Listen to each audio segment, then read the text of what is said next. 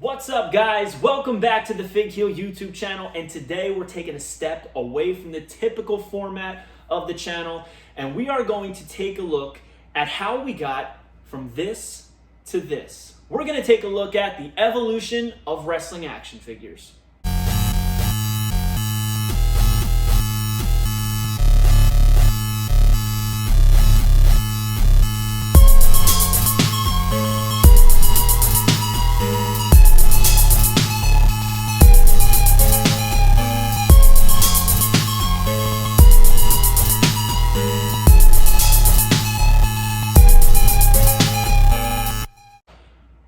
So we are currently in what many refer to as the golden age of wrestling figure collecting.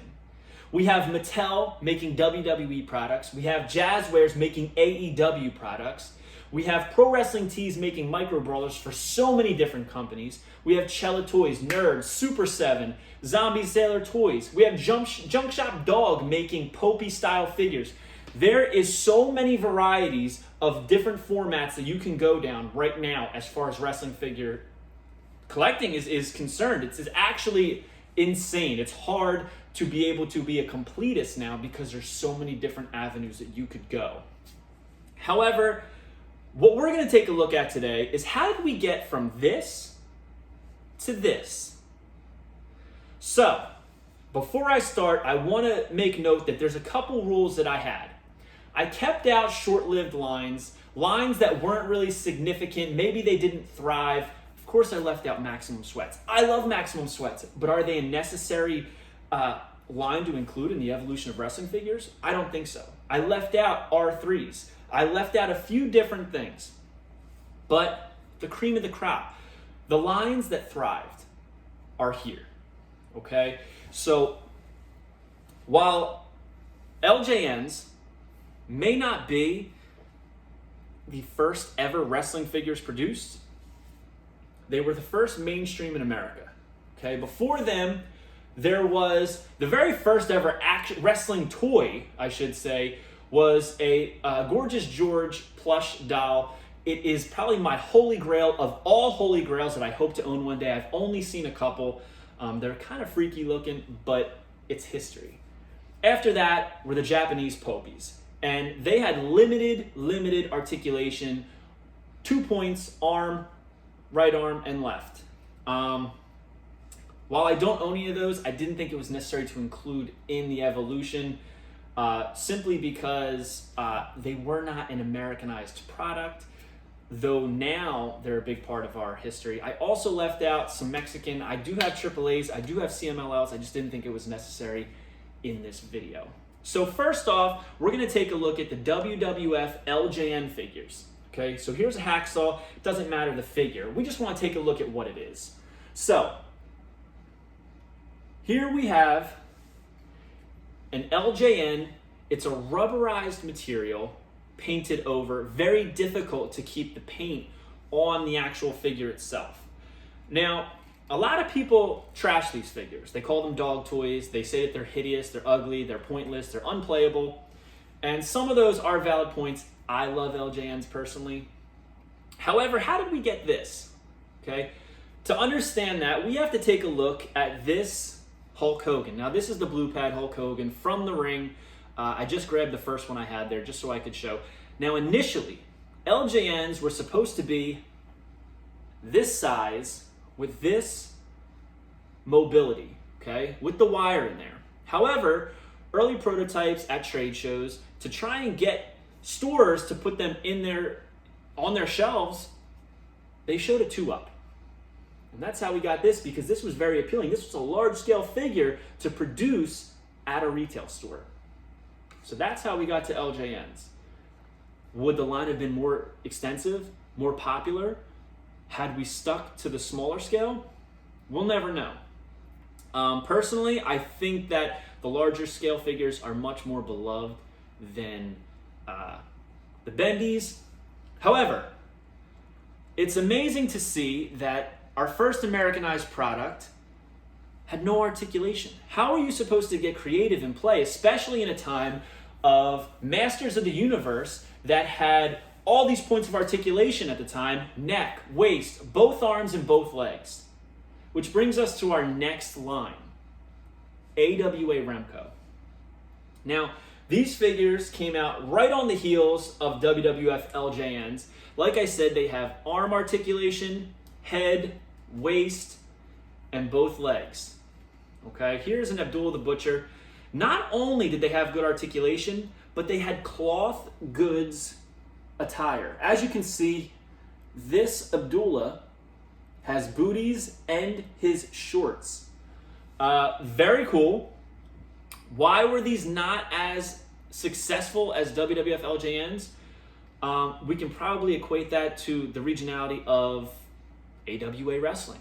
However, I think at the time, if I had to choose between an AWA figure and a WWF, it would be a difficult decision because I'm more familiar with WWF names. However, these look like a lot more fun when you're considering that it's 1985. So, great likenesses on some of the heads as well. Now, once LJN completed their license with WWF, we soon got WWF Hasbro Figures. Now, these are much beloved in the wrestling figure collecting community. They all had actions, okay? However, playability, you were kind of limited to what you could do with these figures based on what their action was. So here we have a Razor Ramon with the removable chain accessory. His move was a clothesline, okay? Other than that, there's not much really you could make Razor do. You could make him pin somebody. Maybe you could have him do a suplex. All right, you can bend his arm in. But very limited on what you could really do. He had 3 points of articulation, essentially. Well, 4 if you could include the arm. Okay, his head, waist, left arm, and his elbow joint. So still very limited, okay? Which is why I try to explain to people when they kind of trash Mattel's product that, you know, you have to look at where we came from. To have all of this now is amazing. Growing up when all I had was this. And at the time, AWA and Hasbro's were probably the most playable wrestling figures we ever got, considering the fact that shortly after Hasbro started producing WWF product, Galoob started producing WCW product.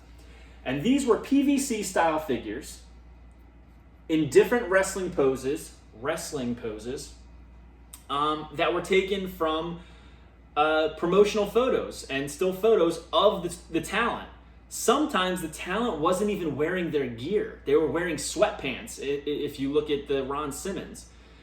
So, very strange line. Every figure came with the WCW World title that looked nothing like the WCW World title, and you could barely do anything. They were very stiff. They weren't bendable. Okay, but this is what we got.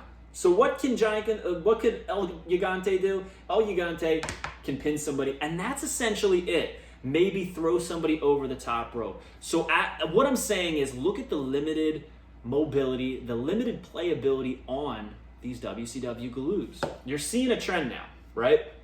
So limited playability. The most playable at this point, limited playability, but creativity. Creativity is involved in the Hasbros.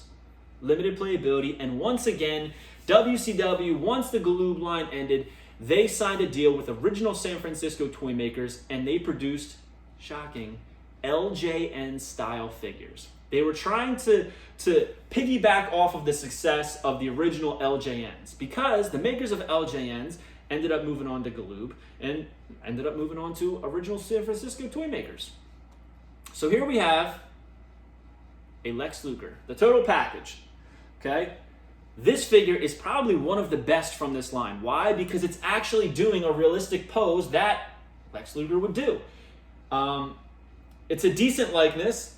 He's got a smile with no teeth, okay? But again, what can we do with this? There's only so much playing that you can do with this. Not to mention, the ring was just trash. So, after the WWF Hasbro line ended, WWF needed a new toy line to produce action figures for their fans. And a company by the name of Just Toys, who was known for producing something called Twistables, which initially was called that and turned into Bendables, and then we got Bendums. Now, these were around the same scale as Hasbro, which is why fans went nuts for these. They were very similar to the LJN Bendies. However, they were all in pretty much this pose. Arms down, you could do a little bit of bending, but we didn't complain because there was nothing else on the market at the time. Okay, here is a WWF gear Bendum of The Rock. But again, you can only do so much. Which brings me to one of my favorite lines ever, and I think it gets a bad rap.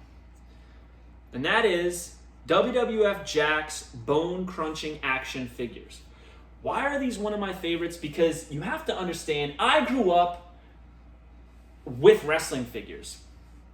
I grew up playing with my brothers' LJNs and AWA Remcos. I grew up on Hasbro's, Galoob's, original San Francisco toy makers, Bendums, but I couldn't really play too much with them because while these were playable, the Remcos weren't a lot of names that were in current wrestling when I was a kid. Thus, in 1996, when Jack Specific came around, they had Articulation. I could twist them at the waist. I could move their legs, their arms, in some cases their heads. Other ones you would twist and the thing would come off. But we didn't need to move the head. We needed arms and legs. And here is a Signature Series 1 Stone Cold Steve Austin, one of my favorite figures of all time. And these came with bone-crunching action.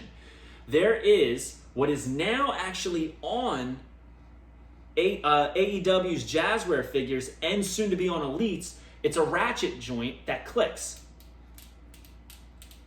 and can hold in place. That's how ahead of time these things were, okay? They were using ratchet joints before ratchet joints were even a thing, okay? And they weren't to hold pose, they were to make a sound, okay? Was the sound crucial? Not really. Nobody cared about the sound. But so that brought us to this. I could make Stone Cold Steve Austin bend his legs up, put one arm up, and he could do a Stone Cold Stunner. These figures were so playable. Were they the best looking? No. Were there flaws? There were many flaws. But as far as playability and being a kid and being creative, these things were incredible. So, WCW is having excellent years with the NWO. They need to get a new toy line. Original San Francisco toy makers produced quite a few different lines, but when that license ended, Toy Biz picked up the WCW line, and we got Smash and Slam style figures, okay? And they had different actions, okay? A lot of mobility. They had ankle, knee, hip, waist, elbow, wrist, shoulder, head. These were the most playable figures we had at that point. Okay, so here is a Vampiro. Great likeness on Vampiro, great detail in the tattoos, and not too many bodies were overused. Were they used a couple times on different characters? Absolutely. Were they overused like in Jack Specific? Not at all. So now we're actually starting to get, articulation in wrestling figures. We could do so much more. There's so much more playability. They came with accessories that had actions that you could actually get creative with. So as you can see, we just keep getting more and more innovative as we go on with these wrestling figure lines. Now, WWF is thriving. WCW is thriving. ECW is an up-and-coming independent promotion in Philadelphia, right outside of my hometown. And they got a toy line. With who? Original San Francisco toy makers who wanted to stay in the wrestling figure world. So they produced the ECW Extreme Action Figures, okay? Now these, again, have some actions. They have shoulder joints, elbow, shoulder, elbow. Some had head. This one does not have a head movement. We have waist, hip, knee, a lot of articulation in these. And not only that, They were great looking figures. They didn't just reuse parts from the WCW line. They produced all new parts. They did recycle the ring, all new accessories though, and they created a bunch of guys who, in my opinion, really deserved figures that maybe they wouldn't have gotten them if it wasn't for the popularity of ECW at the time. You know, we got the likes of Mike Awesome, the Sandman, Nova. We got Super Crazy, Steve Corino. You know, Steve Corino hasn't had a figure since. So now things are really starting to pick up. Competition creates creativity and creates innovativeness in any brand, in any business, in any empire, really. And that's what was happening. Look at, in just a few short years, we got 5 points of articulation to the whole body, pretty much articulation. Was mind-blowing to this. Now next, we got Titantron live figures. BCAs were over. Titantron started taking over. We started to get some accessories. Here's Taz's towel. Now, we have more articulation. We have ankle. We have knee. We have waist. We have the hips, shoulders. No elbow yet. Eventually, TTLs did get elbow articulation, but initially they did not have it. Wrist, head. But what was different about TTLs is that they had the Titantron Live technology. Put this on the Titantron Live set or the Back-Talking stage set, and it'll play their music or it'll play their voice saying something. However, not every figure was loaded into the technology. They didn't think that far ahead. Taz did not have a song on the Titantron Live set. You know, some figures did not have voices on the Back-Talking stage. Was it a great idea? Yes. Was it flawed? In many ways. And Titantrons went on for quite some time. Then they started to use what we see here with Taz, real scan technology. No more sculpting. No more hiring a sculptor to produce these faces. We were getting scans of the actual faces of the superstars, and they were on figures, which is why this Taz is an excellent head scan. It looks just like him, you know. And sometimes we have new figures of deceased wrestlers, and we refer to them as head scans, when in fact they're sculpts. So that's one thing that some people don't understand, is that a sculpt is done by hand, a scan is done by technology. After Titantron Lives, we got Ruthless aggression style figures. These were when these came out, I thought they were incredible. As time went on, I realized that they were all too bulky, all too muscular. However, they had removable knee pads, removable elbow pads. They had articulation, elbow, shoulder, and then bicep area, the humerus, head, neck, waist, knee, ankle, a lot of articulation on these figures, and they were using the real scan technology. You see we have Brock Lesnar here with his tattoos. And I just think these look like action figures, right? These are incredible. They look just like the guys. They're very muscular. However, when you get down to guys like Shawn Michaels and he has arms like Brock Lesnar, it got to be a little confusing. A little bit of a head scratcher. So WCW's over, ECW's over, acquired by WWE, so some of those talent are being made by WWE, Jack Pacific. However, there's a new gang in town. Total Nonstop Action, TNA, Marvel, the producers of the old WCW line, Toy Biz, turned into Marvel Toys, started producing TNA action figures. These figures were ahead of the time and do not get the appreciation they deserve in the evolution of wrestling figures. Why? These were elites before elites. These were deluxe aggression before deluxe aggression. All right? We had the ab crunch, head, even the neck had articulation, shoulder joints, humerus, 2-point elbow. We had wrist, finger, toe, ankle, 2-point knee, hip, waist, so many points of articulation, so many different poses you could do with these figures that a lot of collectors looked at them and thought that they were ugly. And that's true. I was one of them. I thought, man, these figures are just ugly. There's so many cracks and crevices because of all the articulation. Nowadays, I look at this and I'm like, wow, this was an innovative product. However, not every figure in this line had this articulation, which is what made it strange. If you look at a Kip Sop, a Billy Gunn, he doesn't have the ab crunch. And there's quite a few that don't, so it's a little bit of a head scratcher as to how they chose who got what point of articulation. And the scale is a little bit all over the place, as is a lot of early wrestling figures. I tell people, back in the day, scale wasn't a thing. Hacksaw is the same size as Andre the Giant. Every figure in AEW, same size. Pretty much same thing with Hasbro's and all of these lines, honestly. El Gigante is, he's the exception. He was bigger than the other Galoobs. But BCA, they were all pretty much same size. Toy Biz, some figures were taller, but they were all over the place. Sting had like 3 different sizes that it's almost like you look at all of the Sting figures from Toy Biz and you go, oh, this must have been the point in his career when he was 7 foot tall. Or no, this was the point when he was 5 foot. And here's around where he was 6'5". They're just all over. And they didn't really pay attention because scale wasn't a thing then. Produce the figures, get them out there. We didn't think about the size of them. Nowadays, it's everything. So